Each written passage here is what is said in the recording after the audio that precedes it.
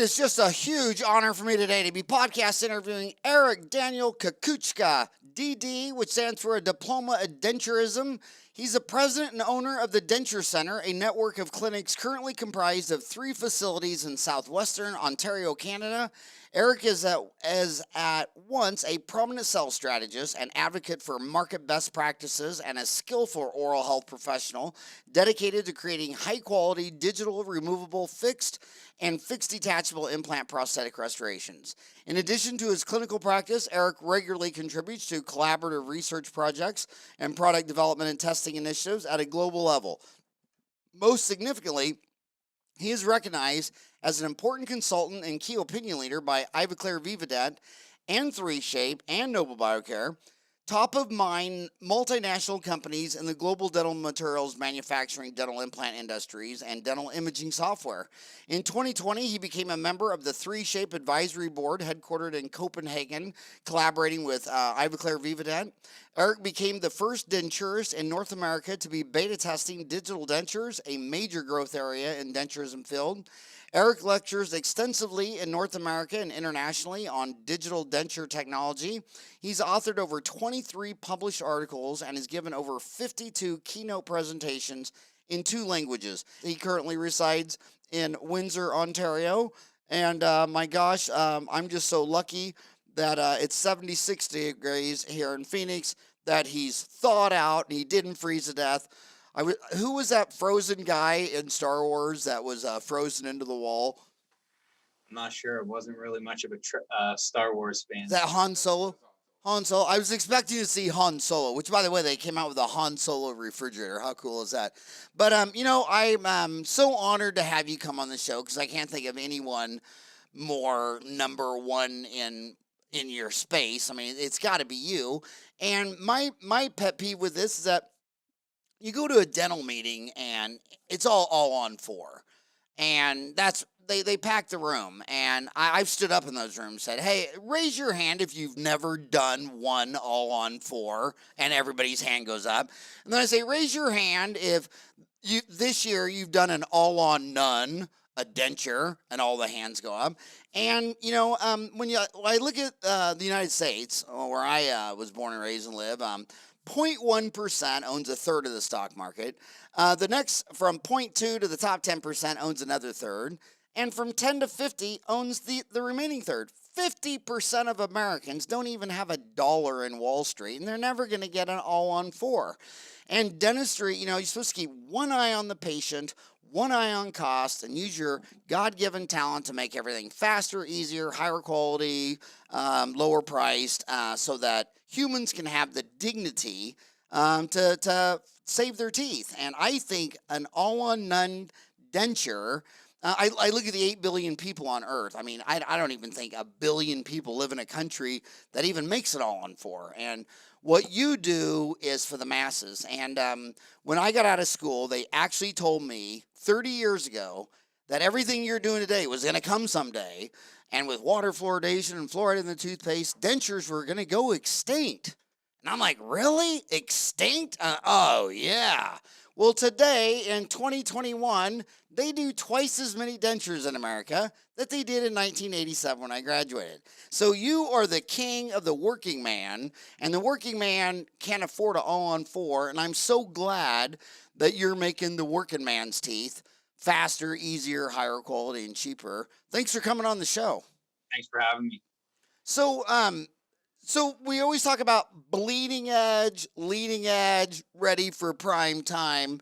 You're working with the biggest companies. I mean, my gosh, Ivoclar and Liechtenstein, been to their headquarters. I figured out the secret to 3Shape. That's pretty easy. I went when I went to their company in Denmark, Copenhagen. The guys told me, they said, in the winter, it's so cold that you only have 2 options. You either work 10 hours a day, 7 days a week, all through winter, or you just stay drunk, So you're either going to go in the basement and drink all winter, or you're just going to work your brains out because there's nothing else to do.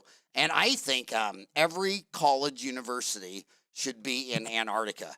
It would be too cold to go out and party and get in trouble and all that stuff. You just stay in and read books. But my gosh, the companies you're with, 3Shape and Ivoclar and You're with all the big dogs, Noble Biocare. How much of this is gonna be bleeding edge, sexy and exciting, and how much of it is here today? I mean, to be truthful with you, this technology has been super sexy and relevant for 6 years. I remember 2014 when I was invited to be part of this. And the first denture that I ever did, fortunately, I mean, it turned out seamlessly. And at that point, and you know, our friend, Dr. Frank Lacello, I actually watched your interview with him quite a few years ago that you did. And actually, I'll just make a joke, but he referred to the GC compound as GM compound. And you asked him if General Motors was making isofunctional compound. So I still remember that interview today. But getting back to our comments here is that I remember seeing it for the first time and saying, this is the future. And innovation is bred by the users. And the more information that we as users can give, and that data that's, you know, collected every single day is what makes the software better. Where do I see things going? I mean, of course, with technology and innovation and drive, things are always going to get better each and every single day. I'll use Trios as an example. When I got my first Trios unit 2 years ago, I used it 3 times and I threw it in the closet because it couldn't scan a edentulous soft tissue the way it can today. It wasn't recognizing, it wasn't powered to make digital dentures. It was, you know, really more of a dream. And the more data analytics that were collected, the more scans that were being done. And, you know, I think the Vincent van Gogh saying of, if you hear a voice within you say you can't paint, then paint, and by all means, the painting will come true. And I think that's kind of what 3Shape did with intraoral scanning and digital dentures, was to say, you think we can't do it? We're going to do it, and we're going to keep doing it. We're going to keep innovating it. So, you know, it is here today. We've been doing it for almost 6 years now, and it's only going to continue to get better because more and more people are doing it. However, interesting enough, your comments about the working man, there's over 50 million removable dentures done a year. Less than 3% are digital globally. And that to me is an astounding number to know. And when you ask people, have you done a digital denture? No, it's not there yet. Haven't seen it, haven't done it. It is there, and we're doing it every day. So, macro numbers are hard to get. So, but you feel you got a good source that the Earth, for 8 billion people, made 50 million dentures a year. That was a statistic that was given to me 2 years ago, that 50 million dentures produced, less than 1% are digital. And only 1% are digital. That was 2 years ago. So now we're at less than 3%. Yeah, I believe that. It's kind of funny when you just try to ask a simple question like, how many towns are in the United States? Well, you can't Google that because some are called towns, cities, townships, precincts, blah, blah, blah. And for dentists, I'm digitally connected somehow to 1 million dentists around the world, but I pretty much believe from multiple sources there's 2 million dentists, 1 million kind of like us, and 1 million kind of like, I mean, I've been in those villages. There's 5,000 people. They don't have any running water, electricity, or sewage. But when anybody gets sick, or they go to this person, and when anybody has a dental problem, they go to this person, and they have a, they have like a fishing tackle box, and they have a bunch of teeth and acrylic. But so that is amazing. 50 million dentures are made every year on the planet. Unbelievable. We are so lucky, and dentists should count more of their blessings. That is just amazing. Dentures are they're so personal, and they're so. I remember when I set up my office, the health co-man told me that the high-tech look is these open operatories and just have all these open bays.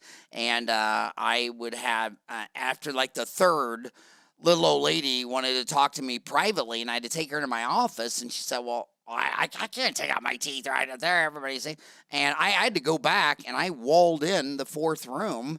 And then when I built my office, I built 8 rooms that all had doors that could close and blinds that could close. And I know young kids, they might not get it, but, you know, you just can't take some woman's teeth out and then start talking to her about it in an open bay concept, and people are hearing it next door. It just mortifies them. It's a very personal issue.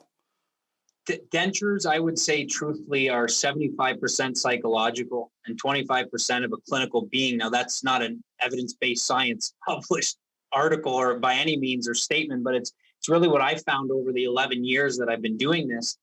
And typically everybody has a story.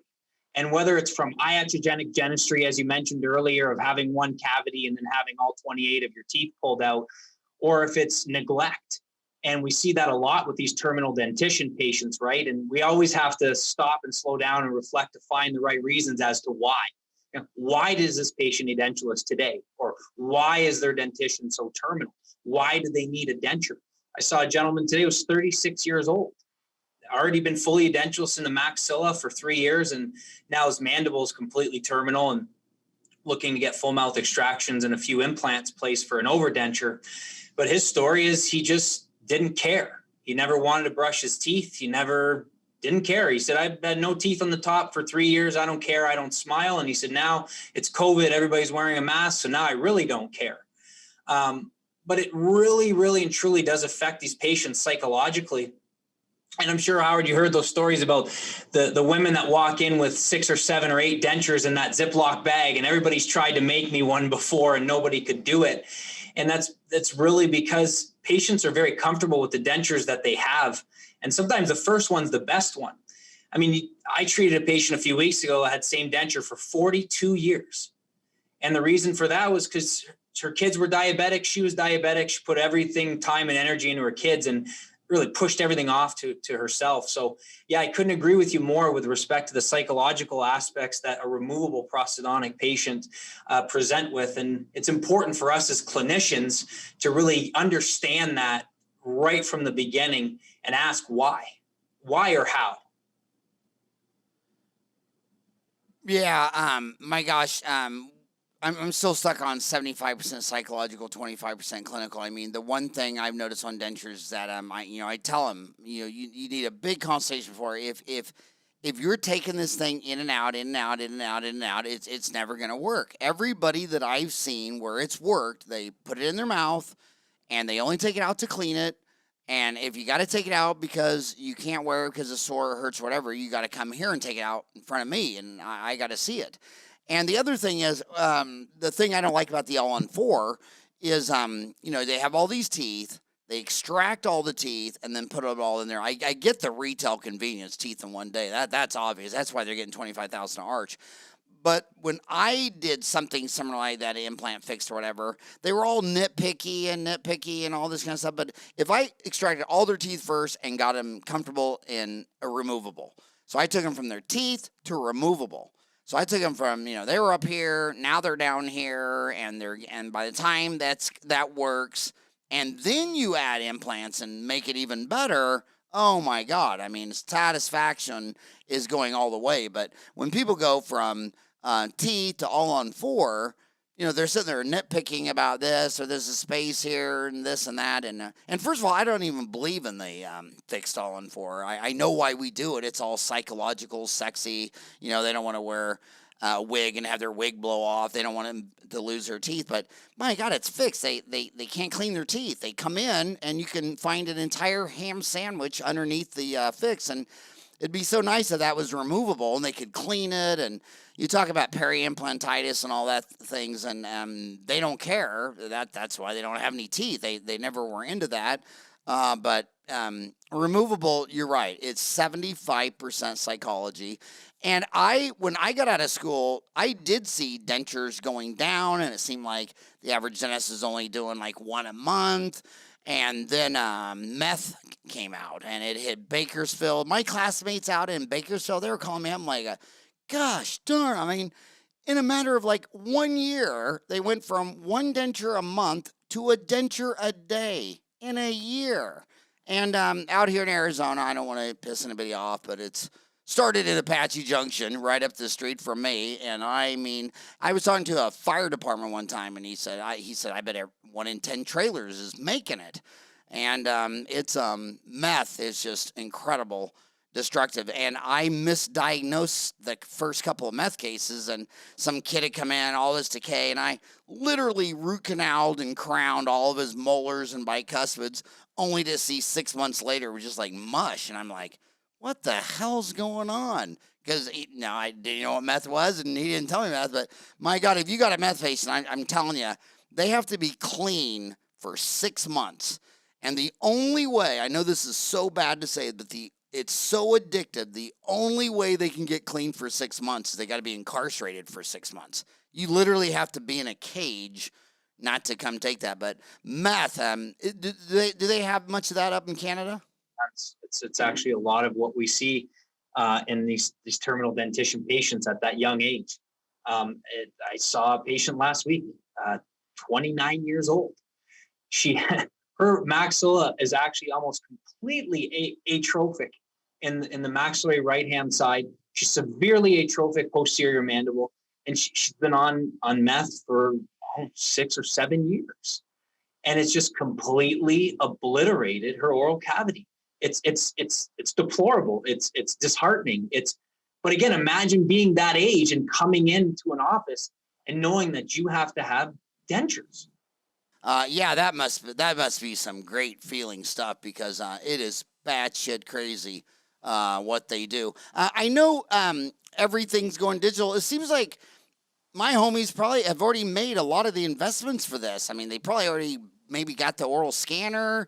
They've already last decade or two they've been trying to chairside mill with CEREC machines. I mean, we've gone to digital X-rays. We replaced charts with digital practice management systems. How much of the infrastructure is kind of in place for this when it starts to take off? So that's a great question. Here's the best part about that is if you're a dentist and you want to get into digital dentures, you actually don't have to clinically change anything. If you wanted to continue a standard wax rim workflow where you take alginates, border molded final impressions, or you can skip that if you believe in a myostatic outline concept. And then once you take that bite registration, that information then becomes transferred digitally by the lab. And then they either 3D print or make you a try-in, which is typically a monoblock, which is just A1, A2, A3, or a white shade. We call it the BUW, the butt ugly white shade.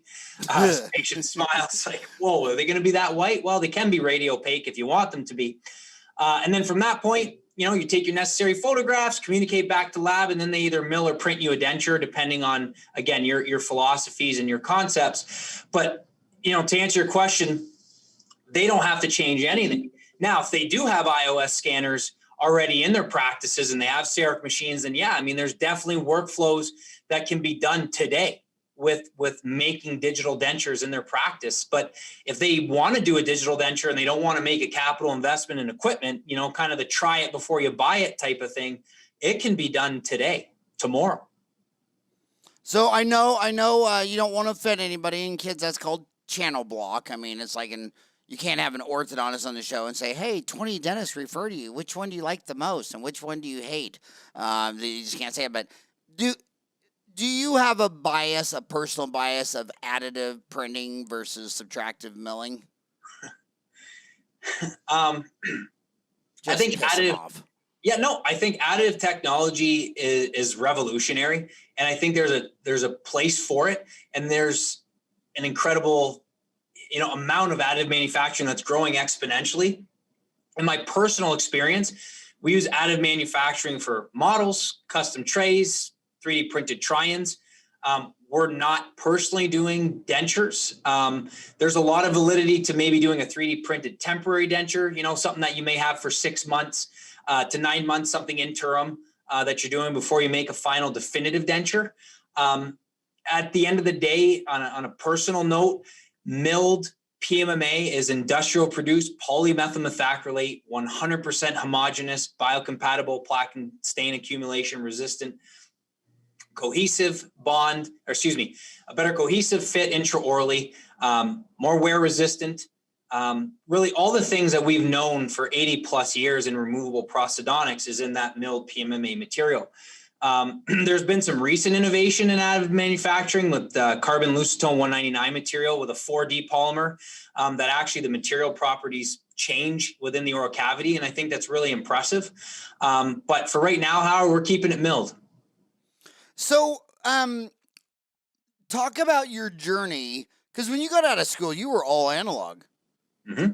Yeah, digital wasn't, we didn't know about it.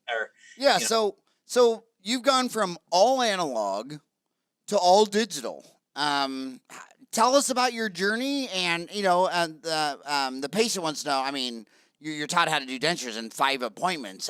Did it speed up any of the time? Did it make the cost of the denture go up double, cut in half? Talk about your journey from old school analog to new boy digital. So a great journey. Like I said, 2014 was invited on the beta test to work with Dr. Frank Lasello and Bill Barton.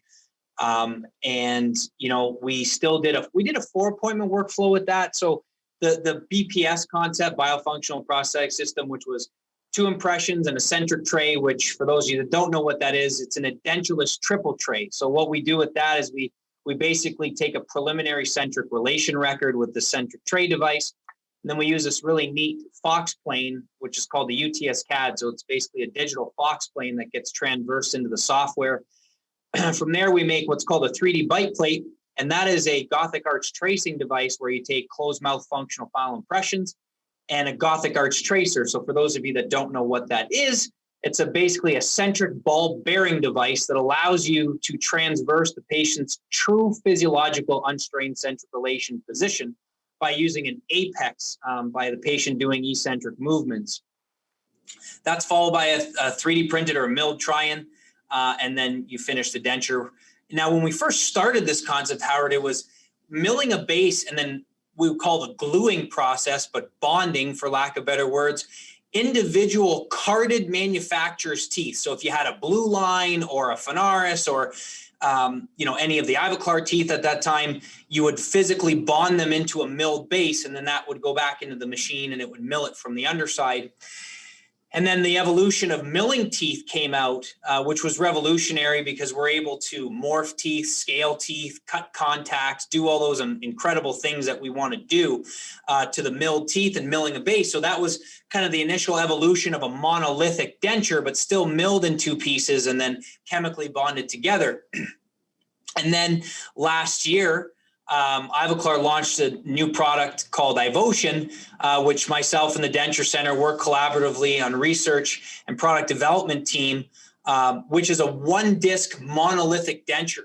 So you have a denture that has pink and white encompassed inside it. It's a 38 millimeter disc. And what makes it unique is there's what's called a shell geometry. So basically it's a wave that's built into this disc that was based off of hundreds of digital denture databases to create this geometry of where you could fit up to 91% of cases that we tested during the development with Ivoclar. Now, with respect to the workflows, what's changed, and that was a great question, is, do you take a 5 appointment? Is it 4 appointments? Is it 3? Is it 2? Or is it 1? Well, it can't be 1 because you have to collect data, render data, and then produce something from data. But it can be done in 2 or 3 appointments. And that's what the concept that we call the reference denture. And I'm sure in your practice, you saw how many patients came in and said, I love my old denture. I've had this for 5 or 10 or 15 or 20 years. I don't want to change anything except for the color, and I want new teeth on it.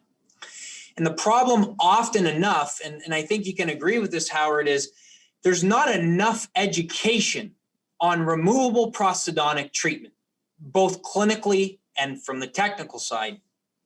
And when we look at that, we look at, we talked earlier about, how many people in a room have made a denture, but how many people want to do an all-on-4.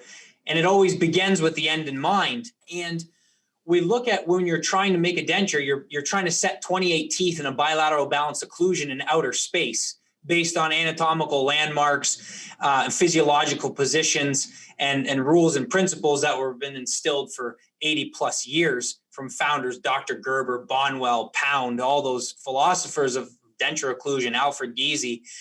And I know I'm getting a little off track there, but with a reference denture, what you're able to do is still take a closed mouth functional final impression and take a new centric relation and provide that patient a new denture within that neuromuscular activity that they've adapted to for 5 to 10 years or 15 or 20 or even 42, like the patient I just treated a few weeks ago. So I think digital dentures is making the ability of a clinician to make better dentures, if that makes sense. That makes a hell of a lot of sense. My gosh, I can just tell by listening to you that you just saw those stuff. By the way, have you talked to Frank lately?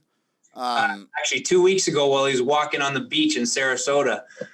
Because he's from University of Buffalo, and I think he's still at the Bills game. I think he's still cheering at the Bills game, thinking they're going to win the Super Bowl. Have you told him it's not going to happen? He needs to. Is that a prerequisite to work at Ivoclar? You have to be a Bills and a Sabres fan? Oh my gosh, he's got to realize they're not going to win. So do you think this is going to everything starts with, well, let me go to cars.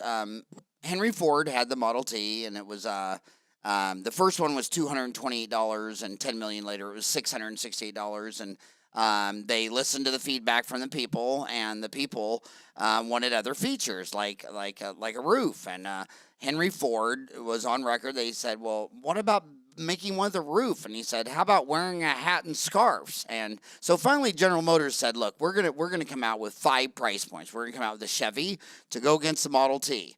And everybody remembers Henry Ford and the Model T, but they never remember that the assembly line came to an end and the torch was handed over to GM, and the Chevy went against the Model T. But for $100 more, they had the Pontiac, and they solved the first complaint that the wheels come off. They put lug nuts, the wheels come off. For $100 more, it was Chevy, Pontiac, Olds, and the Oldsmobile had a everybody hated the wind-up battery, and they had this new ignition thing from Indiana. And then the Buick, for $100 more, had a roof over it. And the Cadillac, you will not believe, the Cadillac had removable wheels, it had a roof, it had an electric starter, and it had this new thing made by Motorola. You know what Motorola was making? With a big car phones? A big old radio. And that's where half the people in Kansas were made, in the backseat of one of those, listen to those Motorola's. And Henry Ford thought they were literally insane. He said, no one's going to pay all this money for a roof and a starter and a Motorola.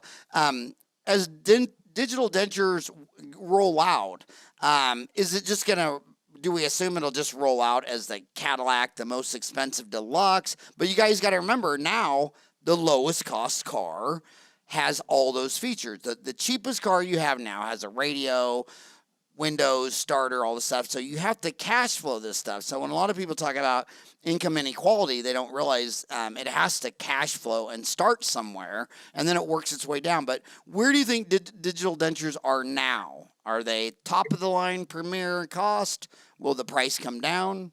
It's interesting because when it really started, it was the Cadillac. It was the upper echelon of milling a base, fusing carded manufacturer's teeth, right? The most aesthetic, translucent, wear resistant.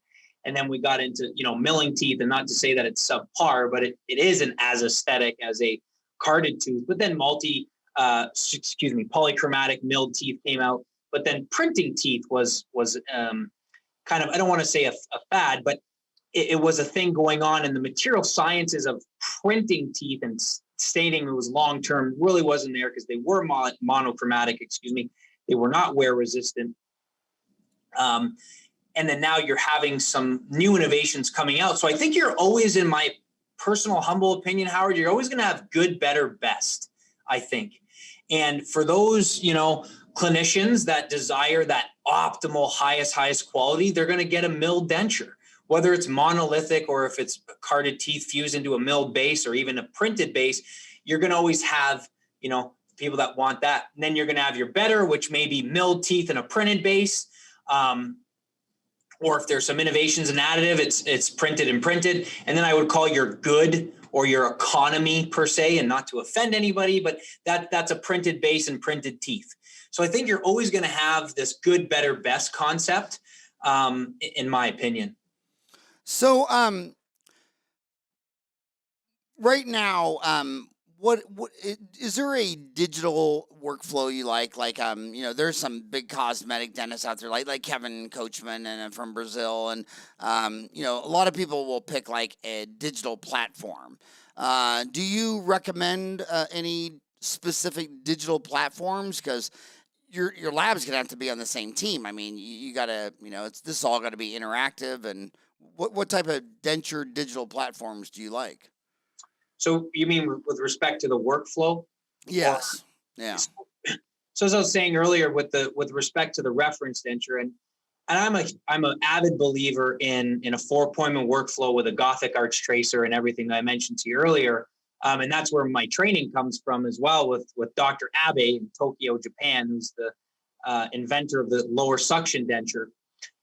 But I can't teach, let's just say, 100,000 dentists how to do a 4-appointment denture and teach them how to do a Gothic arch tracer and understand that philosophy. What I can teach them is how to do a reference denture, where they take the patient's existing denture, they render that in a 360 scan. So we 3D print a duplicate of this patient's denture. And we use that to do a closed mouth functional final impression, and then take a new centric relation record with their existing dentures. So we're taking the impression under the patient's bite force, getting that neuromuscular activity under function with their tongue movements, with their lips, their cheeks, right? The buccinator, the orbicularis oris, all those muscles of mastication, taking that impression. And then digitally, once that's all scanned in, whether it's on a lab scanner or with iOS, that dental technician now has in front of him, 3-dimensionally, what did this patient walk in with and that's worked for 5, 10, 15, 20 years? Where is the lip support? Where is the positioning of the teeth? Where are the teeth in position relative to the center of the ridge? All of those things that we know in analog, but you now have this template of this patient's denture for the digital dental technician to now design and make improvements. So what was not good about it? And of course, I mean, this, taking preclinical or pre-prosthetic photograph workup is imperative. How overclosed is this patient? Is it a reverse smile line? Where is the lip support? Is the length of the clinical crowns of these teeth acceptable? Shapes of the patient's face to transverse into the tooth and mold selection. Just take one still photograph even can help the dental technician so much. But that reference denture technique really, and I think it's going to revolutionize the world of removable, because I think it will help more dentists or dental professionals make better removable dentures. Wow, that is amazing. Just for a quarter of our viewers are still in dental school. Can you tell them what a Gothic arch tracer is? So a Gothic arch tracer, which you probably won't learn about outside of in a textbook, is a centric bearing device where you have what's called a stylus and a striking plate.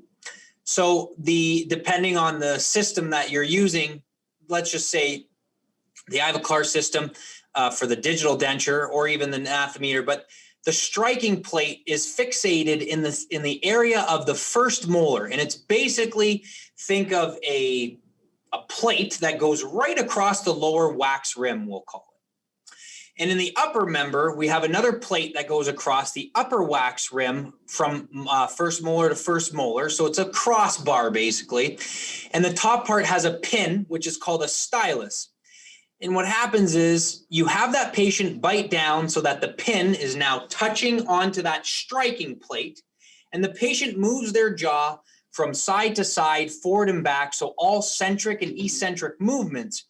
And what that does is it creates an arrow, or a home base, as we'll call it, the apex of that arrow, because that is the repeatable position of the mandible with respect to the condyle. Because when you go to the left, to the right, forward and back, that draws an arrow. So the apex of that arrow is the patient's true physiological, unstrained centric relation position, which, by the way, most importantly, and I may add, repeatable centric relation position. So what you do is you fixate a plexiglass plate that has a small circle in it right at the apex of that arrow, and you guide that patient right into centric, and you will watch. They can tap up and down, tap, tap, tap, tap, tap, tap, tap, tap, tap. They will tap into that circle 99% of the time. So when you're working on a Gothic art tracer, do you always wear black clothes and makeup? Do you go totally emo on that? Blue gloves and a face shield. Okay. So, where do you, is there any hot spots of where this taking off? You said 50 million dentures, only 1% are digital. Is there any mecca for this? Is this something that's more common in, say, Denmark or Sweden or Toronto or not somewhere else? Is it taking off anywhere faster? I mean, North America for sure. Of course, in the United States, just based on the amount of population for the country, especially. But I would say North America right now, leaders. And Denturists are actually really leaders in this as well, taking this on, because Denturist is what we do all day, every day. So the Denturist market is growing exponentially with digital denture technology. But I would say definitely North America. Denmark, a lot of places you'll see it really taking off is where they have Denturists. But we're really merely scratching the surface, Howard. And I think some of it's skepticism. Some of it is they just don't know it exists, or they're afraid, right? Well, and I gotta say something about denturists and denturism and all that kind of stuff, because just because I'm a dentist doesn't mean that I'm gonna live in a bubble and think that dentists are perfect and all this kind of stuff. And I really don't care if I offend you, because I'm telling you the truth, and that's the truth according to my reference. And you should want the truth as opposed to me telling you what you want to hear. But dentists and physicians always talk about how much money they make as if they deserve it. And they don't deserve it, because you remember in 1900, healthcare was only 1% of the economy until the government decided to shut down all the medical schools and take away everybody's license and set up 50 state boards. And they let the government state board decide which schools would be licensed, which individuals would have a license to practice. And they got rid of 90% of the competition. Now, of course, they say because there were quacks and it wasn't quality. I know they always have a good reason, and everything has a trade-off. So you didn't like the guy going around the countryside selling lotions and potions that cured all the diseases, and they always had the same ingredients: morphine, codeine, alcohol, whatever. You didn't like all this stuff. You want it regulated. That's great. But look what you did. I mean, I practice across the street from the Guadalupe Indian Reservation of 25,000 people that's never had a dentist since I've been here 32 years. They're poor. They have dirt floors. I go over there. They have dirt floors. And when a highly trained Mexican dentist from Molar City on the other side of Yuma, Arizona to Mexico comes up here and practices, your state board will call the police and they will arrest them and put him in a cage and deport him and all this kind of stuff. And that is why you make so much money. And it's not, it's makes me yucky to be a part of dentistry when they outlaw denturism. I mean, you've said on Dental Town 8 million trillion times you hate dentures. And I'm like, okay, so let's legalize dentures. Oh, hell no. Oh, hell no. Hygienists want to open up their own practice. Only Colorado does it, and there's only 7 of them do it. And you're like, no, she doesn't have the right to have her own business. And I mean, you're not even an American. She should have the freedom of speech. A hygienist had the freedom to have her own damn cleaning. She got a 4-year degree. A denturist, you hate dentures.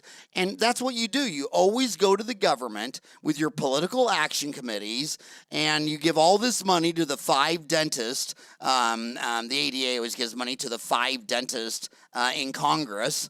And I remind you, 3 of them voted to not certify the elections and were completely supportive of that Washington, D.C. thing. And it's a bully mob deal to keep denturists out of practice and hygienists out of independent licensures. You're kind of a thug, doc, and you need to get your lawyers and your ADA off of liberty and freedom. And every hygienist should have the liberty to have her own business. And if you're totally, listen to Eric. I mean, just look at him, man. I mean, he's totally eats, live, breathes, dies, shits, and craps dentistry, dentures. Why would that guy be illegal in the state of Arizona? Because he would be in the state of Arizona. How many states could you practice in the United States? I believe it's 7. 7 states. The other 43 are socialist, authoritarian, mobster. It's just mob rule. You give them some money and they keep out the competition. And they can do it. They tried doing it with cars, but eventually globalism, when I grew up, if I walked down the street, every third or fourth garage was open and they were going to be in there all day working on the car, trying to get this piece of crap to run because there wasn't competition. And when they started sending in Japanese and German cars, guess what happened? GM went from having 50% market share to not even 30% market share. And now the GM car trucks are good. I mean, a Ford 150, that's a badass truck, man. And the 250 and the 350, it wouldn't have been that way without competition. And that's why I like DSOs. I mean, before DSOs, there was no dental office open in Phoenix, Arizona. If you fell down on Sunday and knocked out your front tooth, you weren't going to have a tooth. You'd find a mermaid twice before you found a dental open. Well, now that Arizona governor passed a law that anybody licensed for anything in America has got a license in Arizona. So now dentists are moving here from all these states. 18 out of every 100 dentists work for DSO in Arizona. And what has it brought? Competition. And who wins? The patient.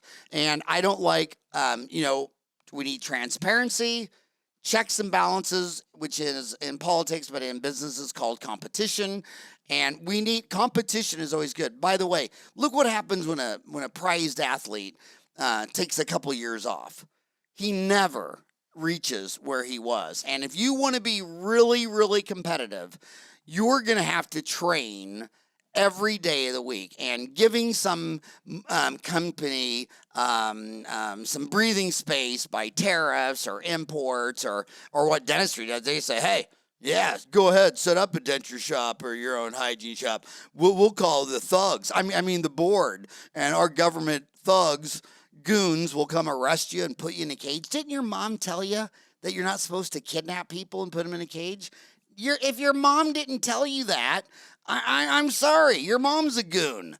But you're not supposed to kidnap people and put them in a cage. And this is what they do with access to care. And then so the government, they're the ones that ruined it. And then after they've completely ruined it, now they're coming back to you saying, well, maybe the government should take over healthcare.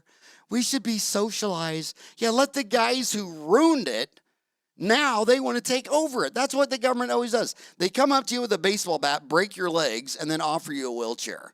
And people just keep buying into it. I mean, read 5,000 years of human history, and if you finish that story that the government was the good guy, you're out of your mind. I mean, they've caused all the problems in 5,000 years. And I think it's embarrassing that I live in a state that won't let a hygienist with a 4-year degree open her own business, that wouldn't let you. I mean, look at you. You're priceless. Who the hell wouldn't let this guy come to Phoenix, Arizona? You know how many retired people are down here?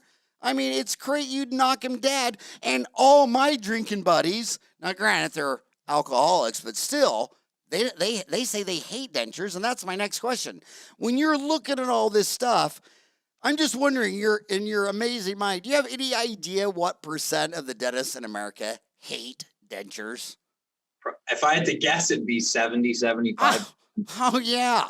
Yeah, and those are the same goons that will go give money to lawyers to bribe the mob to make it illegal so they don't have to compete. They hate doing something, so they run to D.C. to pass laws that they can't compete with you. I mean, dentists God, just relax, man. Have fun. Get happy.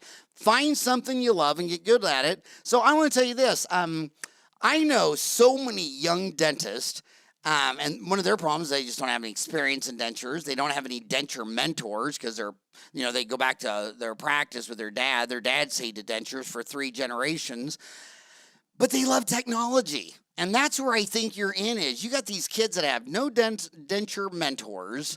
Everybody they talk to hates dentures, but they love technology. That might be your door. You might be able to seduce them into the denture room just with all the cool, crazy, sexy technology. Do you agree or disagree? I agree wholeheartedly, and that's why during COVID I kind of started doing these webinars, and this education platform that we built was a dream, really. And now, I mean, we get about 500-600 people register for a webinar, and about 300 show up, and we do them monthly.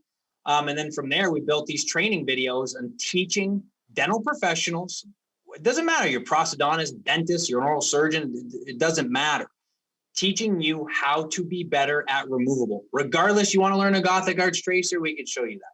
You want to learn how to take better impressions in a reference denture, we have videos for that. You want to take better closed mouth functional file impressions, better preliminary impressions, centric trace. Anything and everything denture related and digital denture related is what these trainings, there's hundreds of hours of content on this platform that I built. And that's because I couldn't go anywhere and travel. And you know, for those younger dentists out there listening and just getting into practice, I'm going to tell you, the harder you work, the luckier you're going to get. And I get up every day between 3:30 and 4 o'clock. Today was 2:45, and here we are, Howard. It's 7 p.m., still rocking and rolling after a full day.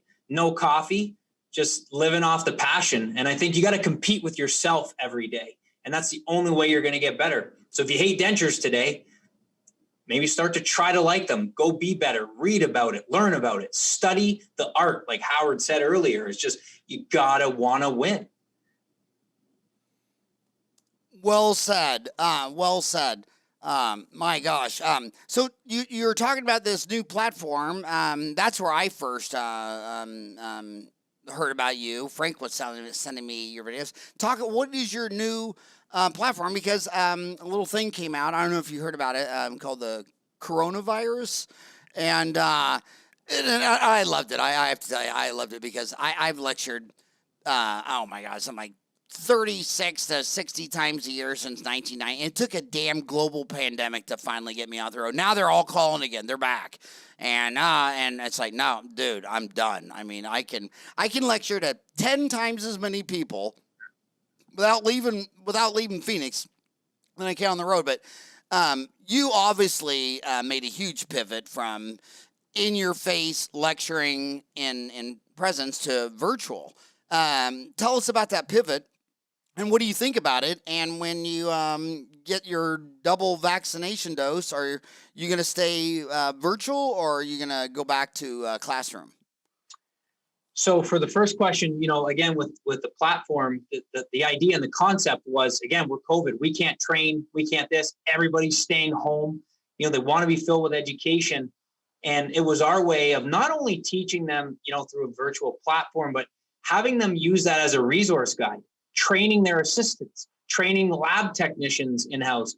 We also offer programs for digital dental technicians. So it was really a way to say, okay, you pay a lot of money to come spend 2 days with me. You fly here, you stay in a hotel, you spend 2 days with me, and then you leave, and you probably remember about 20% of it based on your notes. And the way we built this program was it would be like you coming here to the Denture Center and videotaping me for 2 days and then having it to watch it over and over and over and over and over again. And that's the only way that you're going to get better. I can tell you, I mean, we have clients, I don't know, I think 67 countries that are subscribing and buying videos right now, which is really remarkable. So that was kind of how we pivoted and why we built this platform, because there was a need for a digital removable education-based platform that speaks on the clinical side, the technology side, and the design side, and the software and the manufacturing side. Now, once I get double vaccination, yeah, I mean, I think, you know, myself at 32 full of piss and vinegar, I want to get on a plane again, and I want to go get that hype and, you know, working on the keynote the night before and experiencing that. But I agree with you wholeheartedly yeah, I mean, last week we had whatever it was, 300 people show up to a webinar. Not a lot of rooms have 300 people in it, you know. And but yeah, I mean, I am looking forward to going back to those days. And I would think and hope Chicago 2022 would kind of be the big party of the rebirth of in-person meetings, I would say. But yeah, I mean, I'm looking forward to it, but not until the time is right. Interesting. So where is the website for this lab, this virtual deal? Where? So it's learn.thedenturecenter, CENTER.ca. And the CA is for Canada.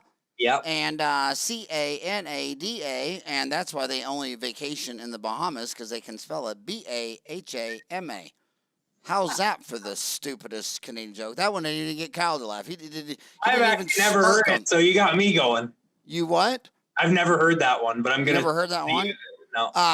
By the way, I love Canada, man. I don't know if you know this, but like 90% of the Canadians live within 100 miles of the U.S. border, and I live in Phoenix, and 10% of the homes that are bought and sold each year are to Canadians. And I mean, I feel like I feel like this is Canada. I mean, God, I know so many damn Canadians, and you know how you can.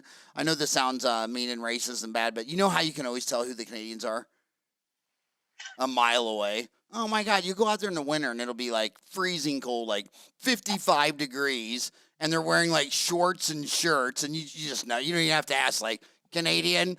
And I mean, 55, I got sweaters, you know, I'm packed up like a polar bear, and everybody's open about it. They go, oh my God, look at those two Canadians, and they're walking into Costco in their shorts and thongs and flippers, and we're sitting there with the heat on in the car. So if you go to learn.thedenturecenter.ca, you're going to have courses. So I'm going to course packages. And so tell them what my homies are going to find at learn.thedenturecenter.ca. Okay, you're going to find a wealth of education on different workflows, different ways to scan dentures, impression techniques, vertical dimension techniques, centric trays, anything and everything, related to removable prosthodontic dentistry, encompassed with digital denture technology. You will find it on our site. It is all there, all different workflows, reference dentures, Gothic arch tracers, wax rim workflows, anything and everything is on there. My God, I think for just marketing board, you got so many videos and so much content. We put 400 1-hour classes on Dental Town. It's past 1 million views. And what I think you should do, you have so many 1-hour courses, you got to put 1 hour on Dental Town just so they know if they like it. There's how many videos do you have altogether? I think there's like 50 on there. Yeah, you got 50. You should put one on Dental Town just so every time they go to the Dental Town online, they see it. But I mean, they're just amazing classes. By the way, if I know that you're listening to this on an hour commute home. If you're on the treadmill, just stop it. Just get off and just get off the damn treadmill and do something else. But it's probably easier to remember just the denturecenter.ca, because that's your denture center. And then that'll be easier for you to find learn.thedenturecenter.ca. So first tell them about the Denture Center. And can you get professionals? It's got a pull down, and then that goes to the learn.thedenture center. So you might remember that easier, thedenturecenter.ca. But talk about what is the Denture Center and how did that turn into for professionals in learning?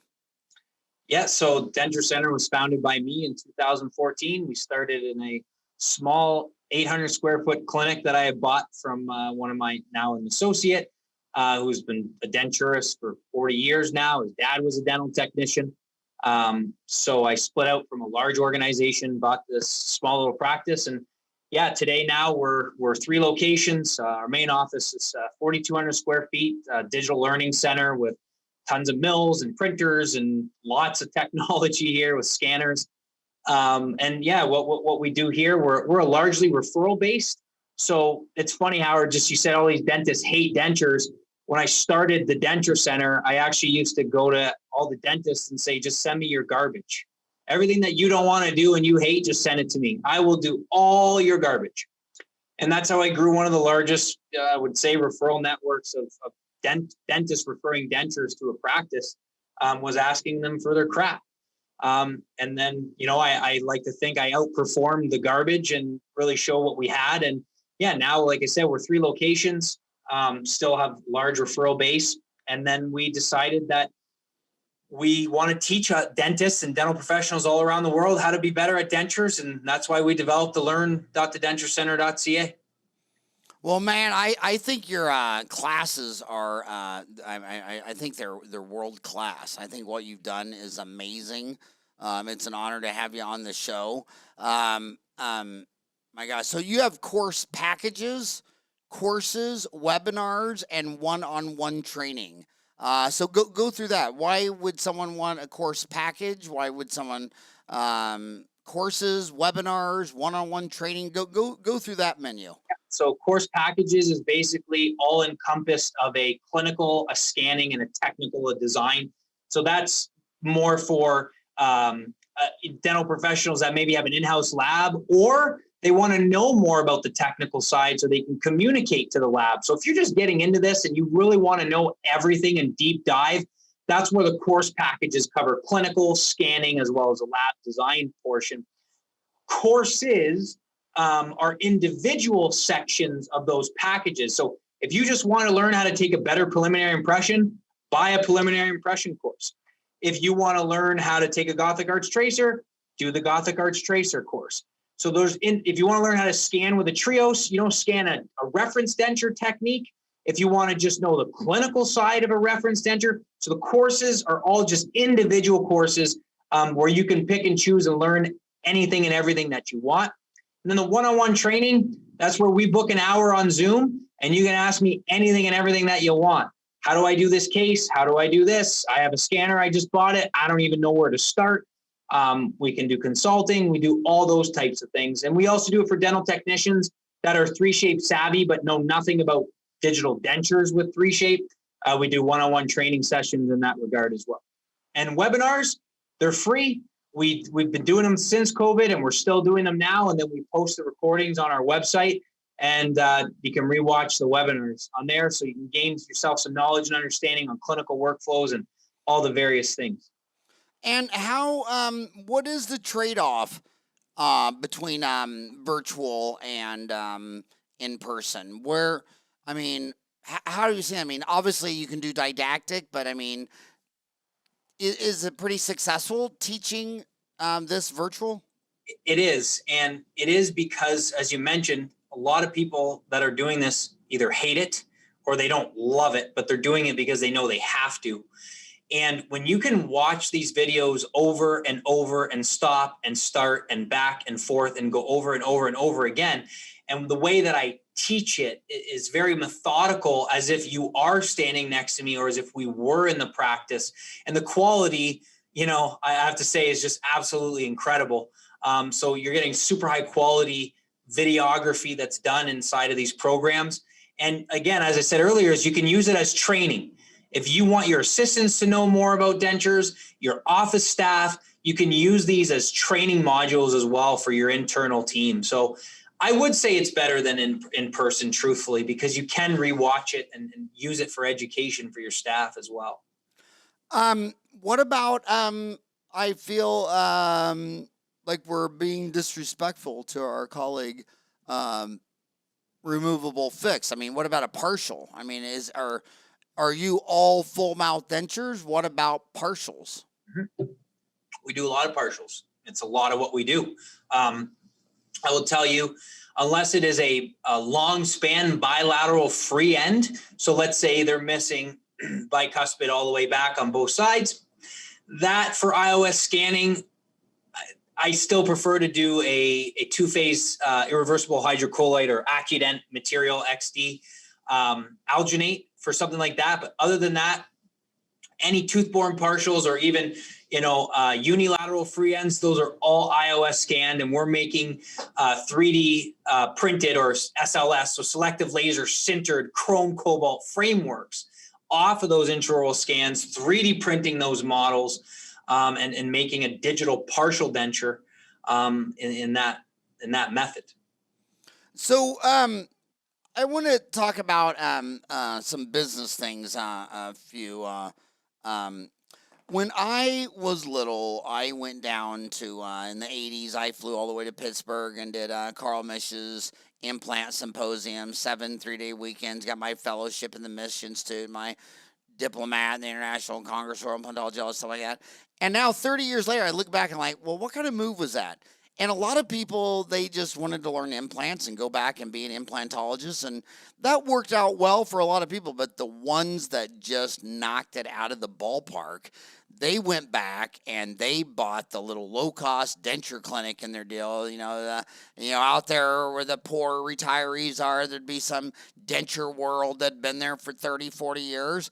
And what they did, because of Ivoclar started it, is they would advertise the lowest price thing they have, which was an upper and lower denture. Say it was $2.99 an arch. But then when you got there, the $2.99 arch, it looks good until you see it next to the one with the more expensive Ivoclar teeth. Well, that one's not $2.99. That one was $4.99. And then they'd upgrade you to, in Australia, just one implant down the middle. I'm serious. They do that just right up the middle. But the Americans always do two where the canines are. But the Aussies, the lowest cost, just one implant right down the midline, and then two implants, all the way up to all on four for the big boys. The commercial centers are asking $25,000 arch, so they all get under the 20 mark at like $19,999. And they would go back and they'd pick up some damn denture clinic for nothing. And then they would turn it into, I can't say specific numbers, but take it to like $5 million a year. And they have like GM, they had the Chevy, the Pontiac, the Olds, the Buick, the Cadillac. And my gosh, and some detractors say, well, that's a bait and switch. They always advertise the $2.99 one, but well, that's not bait and switch. It's bait and switch if they don't have it there. They have it. But talk about Ivoclar teeth. And talk about upgrading so that you could just keep paying more for more features. Yeah, so with like the Ivoclar digital denture per se is, you have what we call the good is the oversized milling, which is a Ivotion dent, which is a monochromatic, monolithic, two-phase process. That also has the next one is what's called the Ivotion monolithic, which really that's more of a good denture. I would say that let's call it, it's not a low end because it's still a monolithic denture, but it's monochromatic. So either way, whether you're doing it in two steps or one disc, that's a monochromatic monolithic denture. Then your next step up is what's called Ivotion dent multi, which is a polychromatic monolithic tooth arch into a milled denture base. Which provides, again, translucency, more wear resistance. And then your highest quality is the carded teeth with the Phaneris or SPE SDCL into a milled base. So you do have your, as I mentioned earlier, your good, better, best. But in the Ivoclar world, that's kind of how that looks. Yeah, and markets always divide. They divide on price. What is price elasticity? As the price goes up, you sell more. That's why a lot of dentists use terms that don't make any sense. It's like, well, what is the best material? Okay, buddy, what is the best car? Is it a $300,000 Lamborghini? So what are you telling me? Your mom's driving a $30,000 piece of crap? Your mom likes her $30,000 car. Cars, I can go from a $300,000 Lamborghini down to a go-kart, a mini bike, a moped. Look at houses. There's 10-bedroom mansions. There's 5-bedroom, 3-bedroom. I can live all the way down in a van down by the river. There's market segments, and dentists seem to just have one product. Denture, non-denture. Do you want denture or not want denture? It's like, dude, come on, get into sales. But doctors always say things that they don't like sales. Okay, well, the word doctor comes from the Latin word docere, meaning to teach. So you got to be a great teacher. And if you teach all the same values that you have for dentistry and you're passionate about it and you're making eye contact and you're using words they understand, they're going to buy into your values, and then they're going to want to do this stuff. Because what I've noticed with Americans, same thing with the home bleaching.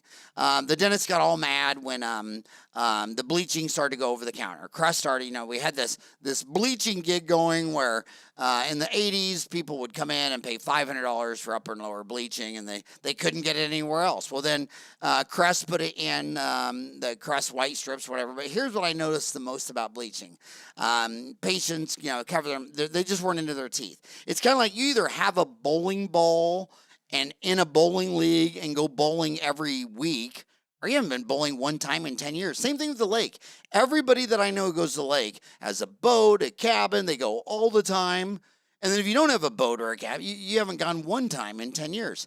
And once they started bleaching their teeth, they started getting into their teeth. And then they started looking at their teeth, and that made them brush their teeth and floss their teeth. And then they got into teeth. And once you get someone into their teeth, oh my God, it's going to be great things are happening. So whatever entry point gets you, whatever gets you into teeth, whether it's whiter, whether it's Invisalign, like I think Invisalign's an amazing thing because every one of those kids that goes out there and does Invisalign, I don't care if you like the quality, don't like the quality, or the do-it-yourselves. The do-it-yourselfers. Everybody's against these Smiles Direct Club. And they're just like, how could that be? It's like, dude, if they do Smiles Direct Club, they're gonna fall in love with their teeth. They're gonna get them a little straighter. They're gonna start liking them. And once a human notices and starts liking something, they're gonna pay attention to it. And that just means they're just gonna be a better dental patient for a long time to come. So how does someone contact you if they hate dentures but they know a demand? And here's the last stop. Remember, the worst bias you're ever going to bring to the table is your own biases. So when you might sit there and say, well, I want to learn implants, all-in-4 implants. Okay, are people in your dental practice asking you for implants? And if they say no, they're all asking for dentures. Like dentists will call me and say, do you think I should take Blue Cross and Blue Shield PPO? And I'm like, well, what am I, the Dionne Warwick? Am I a online psychic? How the hell would I know? It's got to be data driven. Get to yes. We have notepads by our phone, like a prescription pad, and it's called Getting to Yes, because my people are going to track every time we say no. If you call up our dental office, say, are you open on Saturday? Do you take this ill? Do you do this? Do you do that? And that's why I was the first person that I know of in Ahwatukee and in Phoenix that did in-office bleaching. Now, number one, I have a different deal with the reps. I tell the reps, just don't walk in on us. Patients don't do that. And I'm not going to disrespect you. You want to see me, just call the front desk and say, I'm a rep, and she will schedule, 10, 15 minutes, whatever you think. And so I had that type of respectful relationship with the reps. And when he got it, he came by. It was from Arkansas. I forgot the name of that deal, but the bleach was made in Arkansas, and it was like $900 for 6 bottles, and we started doing that. But the reason we started doing it because people would call up the phone and say, "Do you do in-office bleaching?" And I looked at this, and it never came up for like a year. And then it came up like one. At the end of the month, I'm looking at my reports. Somebody asked for in-office bleaching. And I remember, this is before internet, thinking about it, looking around, calling a couple guys on it. Then the next month, it was like 3. And I said, okay, like 12 months, 0, then 1, then 3. And then I started focusing on it, and that's what you need to do. You need to have data-driven decisions. You always tell me, I got a gut feeling this will work. Guts are filled with fecal matter. I don't care what your crappy, shitty opinion is. What's data-driven? They're calling up your office, and they're asking for stuff. Well, supply and demand. If they're demanding this, you should create a supply. If people are calling up asking if you do dentures and denture relines and dentures, and your response is you're going to fly to Panky and learn TMJ. I look at some of these adult restoration classes where the severely worn dentition, and these dentists have these fantasies of old grandpas coming in and having all their worn dentition out.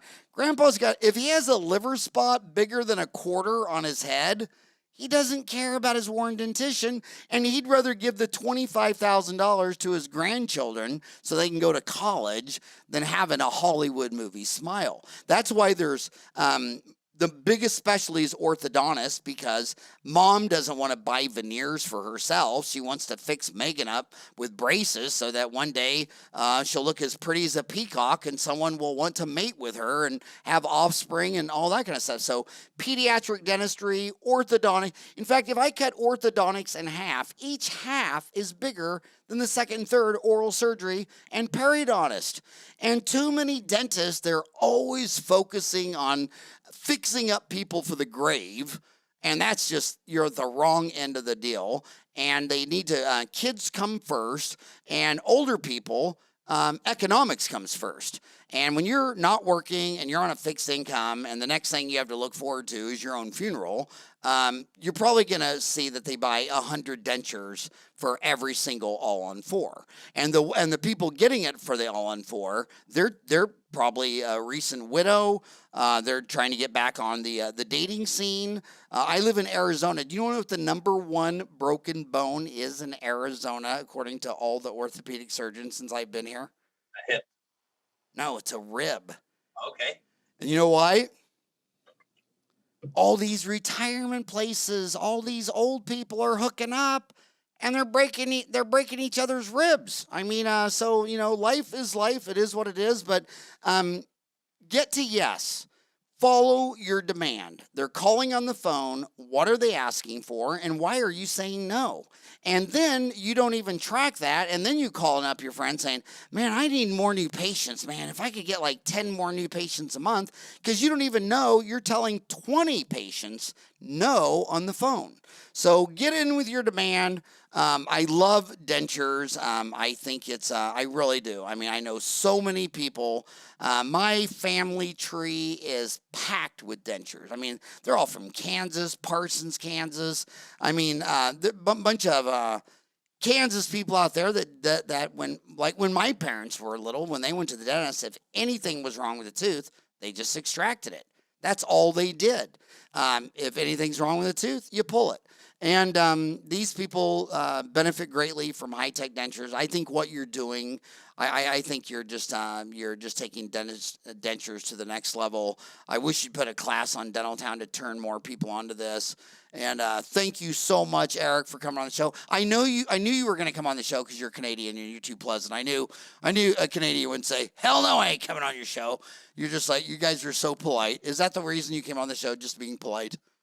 I've always wanted to meet you, actually. So ever since I watched your interview with Dr. Frank all those years ago, and I listen to the podcast too. So it's an honor to be here.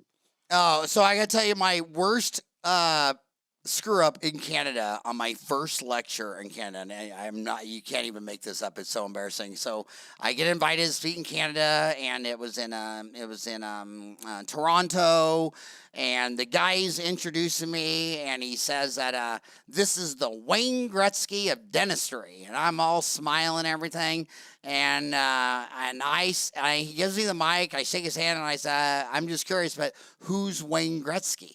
No.